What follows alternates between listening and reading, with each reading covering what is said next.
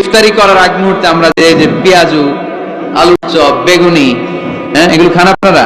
রুয়াবজা শরবত খান নাকি? এই যে সাজায় রাখা হয় ডিজাইন করে, এইগুলো রেখে যখন দোয়া করেন, এই দোয়াটা আল্লাহ শুনে খো। আল্লাহ বলে, কিরে ফেরেশতা, ঘটনা কি? এত খাবার কেন? আল্লাহ রোজা রাখছে। কি চায়? আল্লাহ ক্ষমা চায়। তো খায় না যে তৃষ্ণার্ত, আল্লাহ আপনার ভয়। আমার দেখছে না, আল্লাহ আপনারা দেখে নাই। জান্নাত দেখে নাই, আমার জাহান্নাম দেখেছে। আল্লাহ কিন্তু জানে, তারপরে ফেরেশতাদের মুখ থেকে বের করা হবে। সুবহানাল্লাহ পড়েন। আমার জাহান্নাম দেখেছি কিনা বলো। ফেরেশতারা বলে, না, জাহান্নাম দেখে নাই। আমার জান্নাত দেখেছে কিনা বলো। জান্নাতও দেখে নাই, কিছুই দেখে নাই, আপনারও দেখে নাই। আল্লাহ এবার খুশি হয়ে যাবে। আমার খুশির জন্য, আমার ভয়ে তৃষ্ণার্ত ক্ষুধার্ত সামনে খাবার হাত বাড়ালেই খেতে পারে, গ্লাসটা তুললেই পান করতে পারে, আমার ভয়ে খায় না।